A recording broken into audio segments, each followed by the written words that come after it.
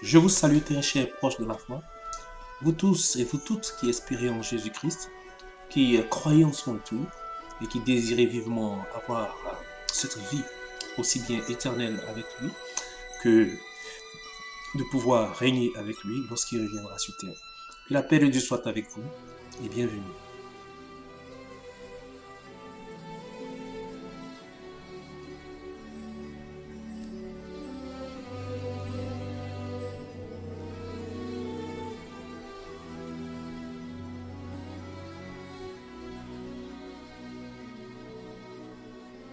C'est un privilège, mais aussi une grâce de pouvoir à ce jour partager les pensées que je crois vraiment du Seigneur avec vous et offrir aux uns aux autres l'occasion de pouvoir d'une part examiner ce qui leur sera apporté, mais aussi de faire les choix, les bons choix, afin d'être agréable au Seigneur et d'être prêt pour le recevoir, c'est-à-dire prêt avant son retour.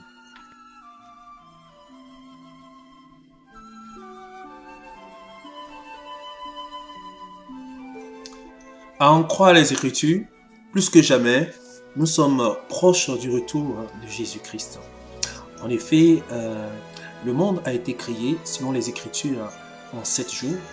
Et à plusieurs reprises dans les Saintes Écritures, un jour est identifié à 1000 ans.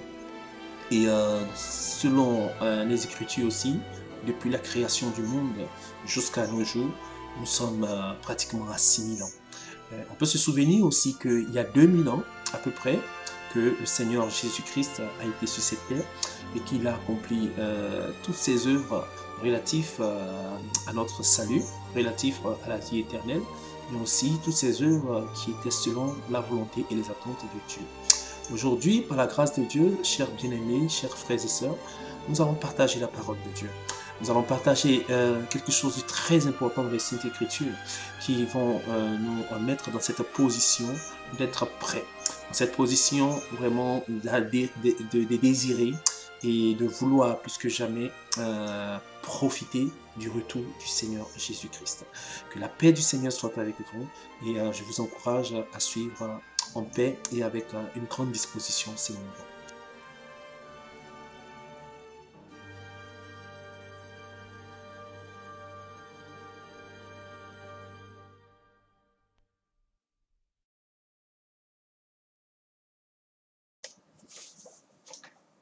Alors bonjour, salutations et honneur à toute la famille. C'est une véritable reconnaissance de ma part de savoir que actuellement vous écoutez la vidéo. Euh, pour la grâce qui m'a été accordée de passer autant d'années dans la présence et dans la connaissance de Dieu, je pense que ce qui va être partagé sera utile pour notre édification, toujours pour notre marche et pour notre avancement avec le Seigneur. Le Seigneur vous bénisse. Merci pour votre patience. Euh, vous devez toujours examiner les choses qui vont être partagées. Vous avez toute la liberté de rejeter tout ce qui sera dit tant que c'est opposé réellement à la volonté de Dieu, à savoir aussi bien aux Saintes Écritures qu'aux actions, qu'aux paroles du Saint-Esprit. C'est vrai que entre ce que le Saint-Esprit effectue et ce que les Écritures nous accordent, il n'y a pas d'opposition. C'est pourquoi, au-delà de tout ça, nous allons compter vraiment toujours sur la grâce de Dieu et sa bonté. Et je sais qu'il pourvoira à tous nos besoins. Que la paix de Dieu soit avec vous. Merci de votre présence encore une fois. C'est parti pour l'enseignement. Nous allons parler aujourd'hui de la vie éternelle et le règne de Christ. Ce que je dirais nous concerne, nous allons régner avec Christ. En plus de la vie éternelle, nous allons régner avec Christ. La réalité est que ce n'est pas tous ceux qui croient en Jésus-Christ qui vont régner avec Christ. Et grâce aux Saintes Écritures, nous allons venir un peu, nous allons mettre un peu tout ça en lumière et nous aurons l'occasion tous de voir cela. Que la paix soit avec vous. C'est parti. Alors, très cher, merci de votre présence. Comme je disais, nous allons parler aujourd'hui de la vie éternelle Et lié à la vie éternelle, le règne avec Christ. Nous aurons l'occasion de voir pas mal de références bibliques en rapport avec ces deux parties. Mais aussi, je voudrais soulever l'aspect très important du fait que la vie éternelle et le règne du Seigneur Jésus-Christ qui bientôt s'effectuera sur terre sont très importants. Tout ce que, toute la grâce, si je peux dire, qui nous a été effectuée ou qui nous a été accordée de la part de Dieu, a pour but de nous rendre capables de pouvoir participer aussi bien à la vie éternelle qu'au royaume de Dieu, c'est-à-dire qu'au règne avec Christ. Et comme je l'ai dit tout à l'heure, il y a des personnes qui auront la vie éternelle, mais qui ne pourront pas régner avec Christ. Et il y en a d'autres qui auront la vie éternelle et qui vont régner avec Christ. Et nous aurons l'occasion de voir tout cela à travers la parole de Dieu. Malgré ce que je suis en train de dire, avec les références qu'on va lire dans les Écritures, il faudra que ce soit seulement les références qui vous aident à pouvoir accepter cette vérité. Juste que les références publiques. Je me présente, je suis le frère Élisée. Et tout mon désir et tout mon but, c'est de servir Dieu. Et c'est de, en votre faveur, agir exclusivement comme Dieu le veut. Non pas forcément comme je le veux, mais comme Dieu le veut. Et dans toutes les actions que nous devons aux hommes de la part de Dieu, il y a aussi celle qui consiste à partager les pensées de Dieu, à partager la vérité. Et c'est dans ce domaine que je me lance aujourd'hui. Nous allons parler, comme il est affiché sur l'écran, la vie éternelle et du règne avec Christ. Alors, le premier point que nous allons aborder, c'est l'inscription dans la vie, dans le livre de vie. L'inscription dans le livre de vie. Qu'est-ce que c'est que cela réellement? Qu'est-ce que c'est que cela, l'inscription dans le livre de vie? Qu'est-ce que c'est que le livre de vie? Où se trouve le livre de vie? Je pourrais vous apporter plusieurs définitions, mais comme je l'ai dit, je ne ferai que confirmer ce que les Écritures disent. Donc, nous allons nous lancer dans la lecture des Écritures.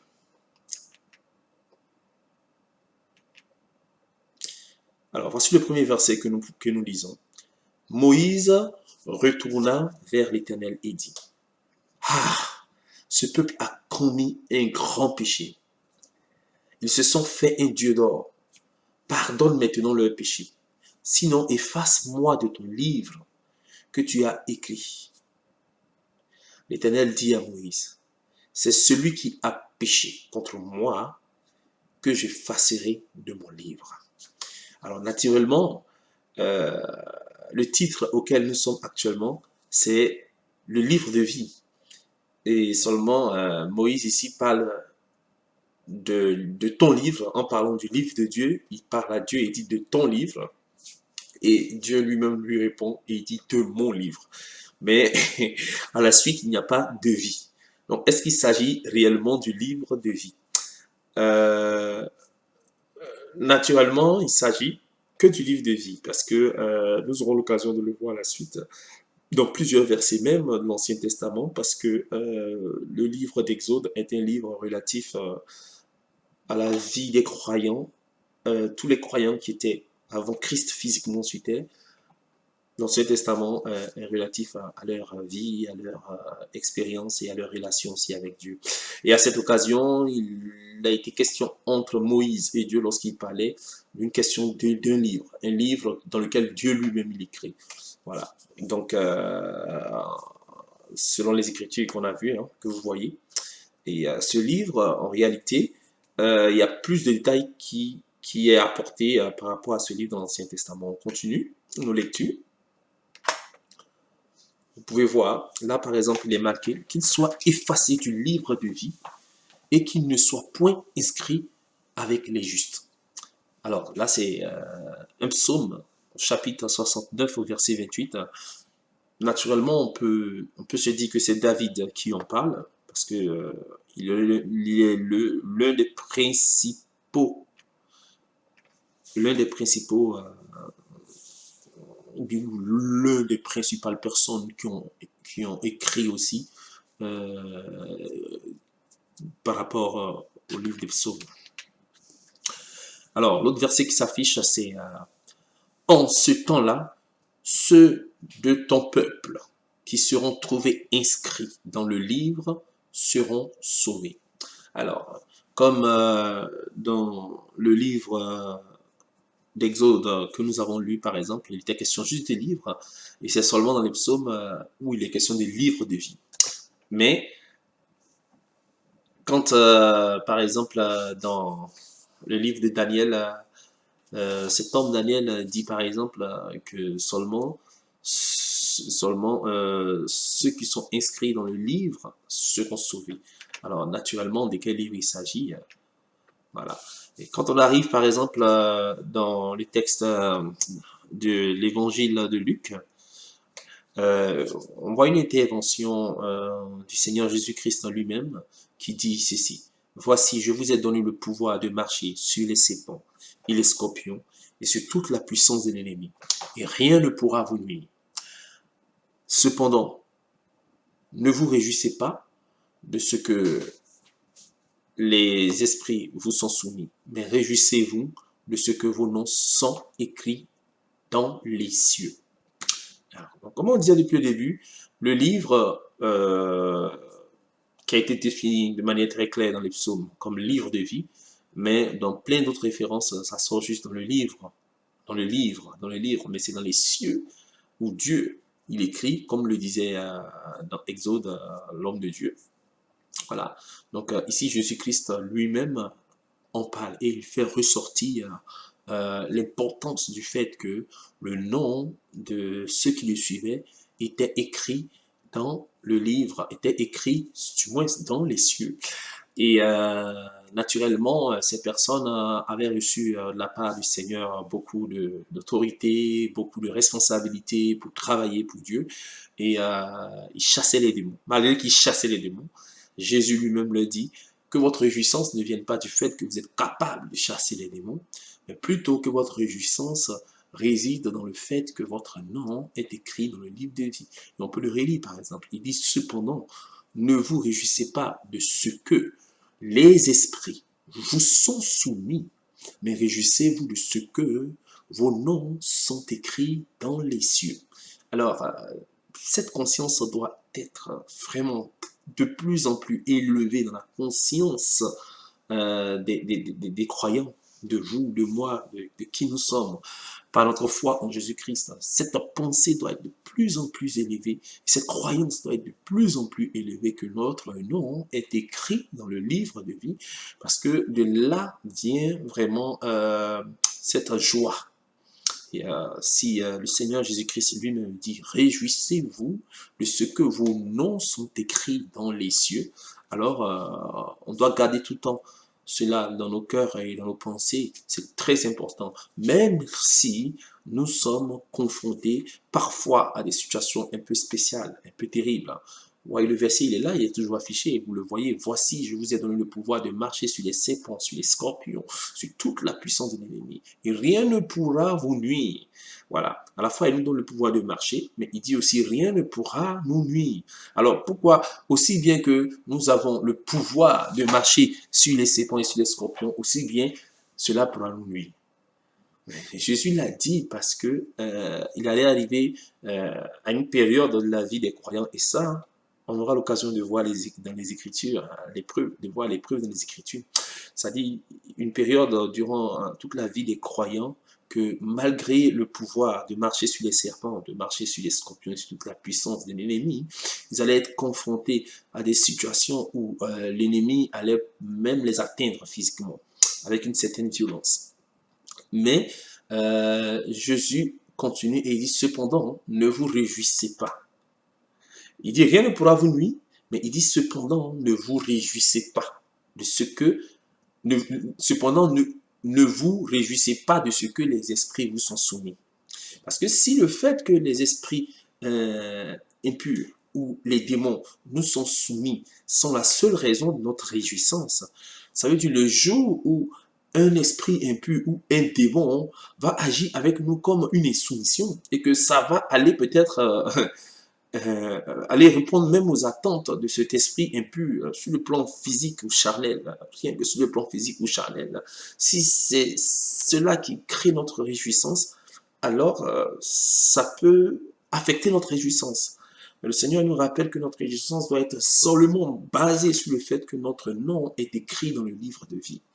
Même s'il arrivait qu'un esprit impur ou une puissance de l'ennemi nous atteigne d'une manière ou d'une autre, mais ce qui est sûr, cela ne pourra jamais nous effacer du livre de vie et cela ne pourra jamais remettre en cause les plans et les projets que Dieu avait prévus pour notre vie, pour notre salut, ou même pour notre règne avec lui.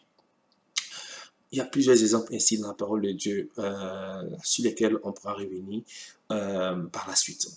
On continue toujours dans l'inscription dans le livre de vie. Si on fait référence au livre de Philippiens au chapitre 4, du verset 2 au verset 4, je lis. J'exhorte Évodie et j'exhorte Syntyche à être d'un même sentiment dans le Seigneur. Et toi aussi, fidèle collègue, oui, je te prie de les aider. Elles qui ont combattu pour l'évangile avec moi et avec Clément et mes autres compagnons d'œuvre, dont les noms sont dans le livre de vie. Alors, deuxième fois, l'expression livre de vie ressort de manière claire, comme elle était dans le livre des psaumes, quand nous avons lu tout de suite, elle ressort dans le livre de Philippiens, et il continue, la dernière phrase, il dit, réjouissez-vous toujours dans le Seigneur, je le répète, réjouissez-vous. Alors, excusez-moi, chers bien-aimés, chers frères et sœurs, mais je veux revenir là-dessus pour vous dire que, par la grâce de Dieu, que la plus grande raison de votre joie soit le fait que votre nom est écrit dans le livre de vie. Et non le fait que vous possédez toutes les choses de la terre, ou du moins vous êtes puissant physiquement, puissant socialement, ou quelles que soient toutes les autres raisons. C'est compréhensible. C'est compréhensible. Et si ces choses créent de la joie, c'est pas mauvais. C'est pas mauvais. Mais à cause du fait que la vie que nous avons par la foi en Jésus-Christ, c'est vraiment autre chose. C'est quelque chose qui est originaire des cieux, c'est-à-dire c'est quelque chose qui n'est pas originaire de la terre. Alors, notre réelle joie et notre réel bonheur doivent être causés par les choses qui viennent de Dieu, par des choses non pas terrestres, mais pas des choses célestes. C'est pourquoi il insiste dans ce verset de Philippiens chapitre 4, verset 2 à 4, il dit « Réjouissez-vous dans le Seigneur ». Je le répète, réjouissez-vous dans le Seigneur. Donc la raison de notre plus grande réjouissance doit être le fait que notre nom est écrit dans le livre de vie. On y reviendra, on peut continuer. Alors dans le dernier livre de la Bible que nous avons aujourd'hui, qui est le livre d'Apocalypse, il dit ceci, au chapitre 13, au verset 8. « Et vous, les habitants de la terre, l'adoreront. Et tous les habitants, plutôt, excusez-moi, et tous les habitants de la terre l'adoreront. Ceux dont le nom n'a pas été écrit dès la fondation du monde dans le livre de vie de l'agneau qui a été immolé. Alors, et tous les habitants de la terre l'adoreront. De qui il s'agit ici? Qui sera adoré? Naturellement, dans le contexte de ce verset, vous pouvez lire tout le chapitre, et même le chapitre qui vient avant, et le chapitre qui suit, pour ne pas être dans l'erreur de compréhension de ce qui est marqué. En réalité, celui qui sera adoré ici, c'est la bête. Voilà, la belle chose, l'antichrist, et ensuite la bête, et tout ce qui est contre la volonté de Dieu, derrière représenté par le diable. Souvenons-nous, lorsque le Seigneur Jésus-Christ était dans son moment de jeûne, le serpent est venu et euh, lui a dit de se prosterner, de l'adorer, et il va lui remettre une certaine récompense, une certaine gloire. Et plus que jamais, que ce soit avant le Seigneur Jésus-Christ, avant qu'il vienne sur terre, physiquement, et même après ça, son ennemi, c'est-à-dire le diable, n'a pas cessé de pousser les hommes à l'adorer. Et plus que jamais, dans cette période qui précède vraiment la venue du Seigneur Jésus-Christ, cet effort de pousser les hommes à l'adorer sera multiplié. Et il arrivera que beaucoup de personnes vont adorer le diable. Ils vont adorer Lucifer. Ils vont adorer Satan. Ils vont adorer les choses terrestres, les choses matérielles, la vie terrestre. Ils vont adorer ces choses. Et je prie le Seigneur par sa grâce qu'il nous aide vraiment à ne pas adorer la vie terrestre, à ne pas adorer les choses terrestres, à ne pas adorer le matériel, mais à mettre toute notre foi en Christ et à adorer le Seigneur Jésus-Christ et par sa grâce à désirer vraiment vivre que pour lui. Alors, ces personnes qui adoraient le diable, selon les Écritures, ceux dont le nom n'a pas été écrit dès la fondation du monde dans le livre de vie de l'agneau qui a été immolé. Alors ici, on a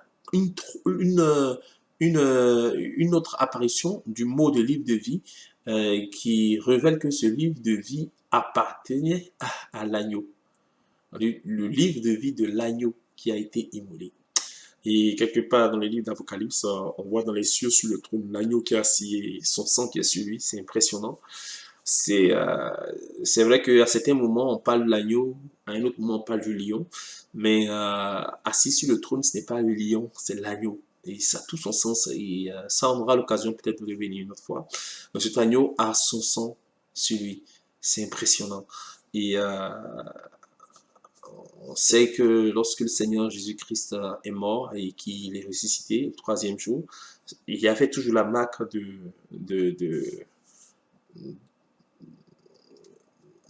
de sa main qui avait été percée par les clous. Et il montrait ça à ses disciples. Et plus que jamais, l'agneau immolé dans les cieux, tout ça, ça reflète l'amour que le Seigneur avait pour nous, au point de donner sa vie pour nous, pour que nous soyons sauvés.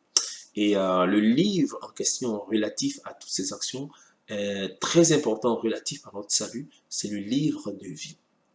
Donc voilà pourquoi le premier thème qui est l'inscription dans le livre de vie a toute son importance. Pour que depuis que vous appartenez à Jésus et que vous croyez en Dieu, plus que jamais, que vos pensées soient relatives au fait que votre nom est écrit dans le livre de vie. Et s'il ne l'est pas, alors c'est le moment de supplier Dieu pour qu'il le soit. Alors vous me direz, mais écrit dès la fondation du monde, comme il est écrit dans le livre d'Apocalypse chapitre 13, verset 8, ça sont des choses qui concernent le savoir de Dieu. Moi, je ne sais pas forcément qu'il était écrit dès la fondation du monde, mais j'y crois par la foi. Je ne l'ai pas vu parce que dès la fondation de cette écriture, je n'étais pas là. En tout cas, j'en ai pas la mémoire. Ou peut-être j'y étais, mais ça m'a été effacé. Peu importe. L'essentiel aujourd'hui, c'est que par la foi en Jésus-Christ et par mon désir d'être, je vais dire, l'homme que Dieu veut que je sois, alors, par cette conviction, je sais que mon nom est dans le livre de vie. Et c'est pareil pour vous, si vous croyez en Jésus-Christ, que vous n'avez pas mis cela, cette réalité, cette vérité spirituelle à un niveau très élevé, alors je vous encourage à le faire. Votre nom étant écrit dans le livre de vie, alors c'est une grâce sans mesure. C'est une grâce sans mesure, c'est un grand bonheur, c'est une grande paix. Ça vaut plus que tout ce qui peut être matériel sur cette terre. Voilà pourquoi on a lu dessus dans un verset qu'il est important de faire la différence entre la possession des choses terrestres, le bonheur matériel et terrestre, et le fait que notre nom soit écrit dans le livre de vie. Ça doit être le plus grand sujet de notre joie. On continue. Alors, par exemple, il dit dans le livre d'Apocalypse au chapitre 20 au verset 12, « Et je vis les morts, les grands et les petits, qui se tenaient devant le trône. Des livres furent ouverts et un autre livre fut ouvert. Celui qui est le livre de vie. » Alors, une troisième fois apparaît le mot livre de vie, c'est important, parce que 2, c'est le témoignage, 3, vraiment, c'est la plénitude. Et les morts furent jugés selon leurs œuvres, d'après ce qui était dans ce livre. Dans ce livre. Alors, c'est un livre très important, le livre de vie. Alors, quand on parle de votre salut et on parle de la vie éternelle, relatif à votre foi en Dieu, c'est-à-dire à l'image qu'il vous montre, qu'il vous donne, Dieu a tant aimé le monde qu'il a donné son Fils unique, afin que quiconque croit en lui soit sauvé. Alors, le salut, la vie éternelle, même la vie éternelle que ceux qui étaient avant Jésus-Christ ont, la vie éternelle que nous, qui sommes après Jésus-Christ, nous avons, la vie éternelle que ceux qui étaient là au moment où Jésus était encore sur terre, pendant les 3 ans et demi, la vie éternelle qu'ils ont, c'est la même vie éternelle. Le livre dans lequel le nom de toutes ces personnes, le nom de tous ceux qui croient en Dieu, en Jésus-Christ, dans lequel leur nom est écrit, pour qu'ils aient la vie, c'est le même livre. Alors, c'est sûr que celui qui ne croit pas en Christ ne peut pas être sauvé, mais les Écritures nous montrent de manière très claire que même ceux qui étaient avant Jésus-Christ physiquement sur terre, et c'est Jésus-Christ qui est le chemin par lequel ils pourront être sauvés, ils peuvent avoir la vie. Dans le livre, dans le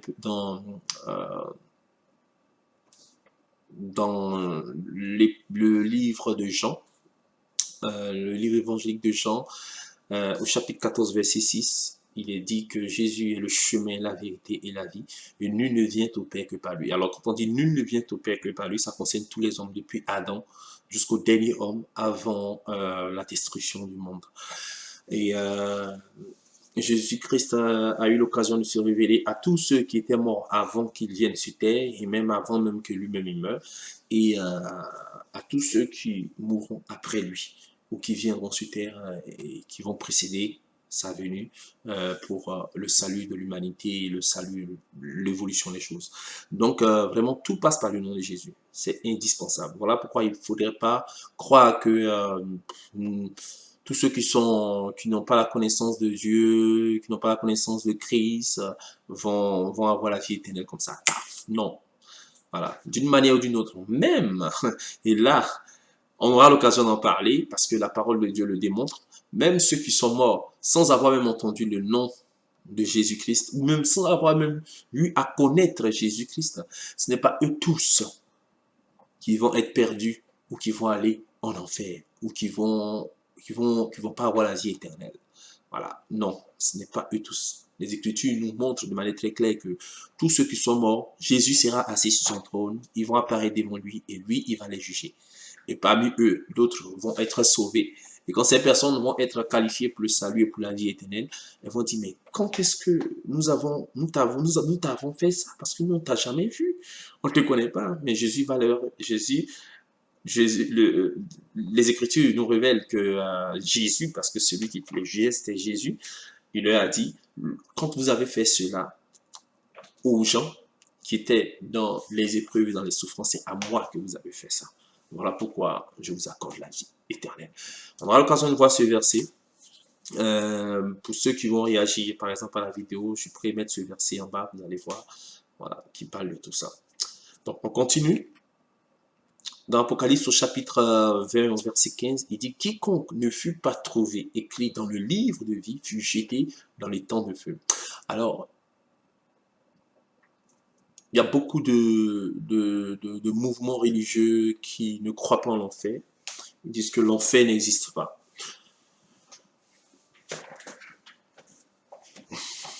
Bon, si l'enfer n'existe pas, que le fait que ça ressort plus d'une fois dans les Saintes Écritures, c'est un peu compliqué. En tout cas, c'est leur conviction. Mais moi, je vous encourage, à vous tous qui avez la foi en Jésus-Christ, je ne dis pas ayez la foi en l'enfer et puis tout ira. Non, bien sûr, c'est pas ça le plus important, mais à travers le fait que les Écritures nous disent que par notre foi en Jésus-Christ, ce qui est une grâce, on évite le feu éternel, les temps de feu, un endroit de souffrance, où il dit de souffrance. Alors, cela dit tout simplement que l'enfer existe. Voilà. Cela dit tout simplement que l'enfer existe. Donc, naturellement, dans les Écritures, que ce soit le Seigneur Jésus-Christ, que ce soit ceux qui étaient avant lui, et que ce soit les apôtres, les prophètes, ceux qui étaient après lui, ils ont relancé, même le Saint-Esprit, ils ont relancé ô combien de fois que être en enfer, c'est dangereux, c'est grave, c'est vraiment, c'est vraiment n'importe quoi. C'est en termes de, c'est la grande souffrance, quoi. Et le seul moyen que nous avons pour éviter ça, c'est d'ajouter foi en Christ et d'avoir l'attitude et la vie qui plaît à Dieu sur cette terre. Voilà. Donc, après, chacun est libre. Ceux qui ne veulent pas croire, ils ne croient pas, ils font comme ils veulent. Mais c'est que les Écritures disent, c'est la parole de Dieu. Voilà. Donc, en tout cas, je prie le Seigneur que dans sa grâce, il puisse nous aider tous, non pas à mettre en avant le fait que l'enfer existe, mais plutôt à être désireux d'accomplir la volonté de Dieu et par la grâce de Dieu, par le Saint-Esprit, en Jésus-Christ, pour tous ceux qui croient en Jésus-Christ, c'est-à-dire les gens de notre époque, que nous puissions mettre notre foi en Christ. Donc ça, c'est l'inscription dans la vie, dans le livre de vie.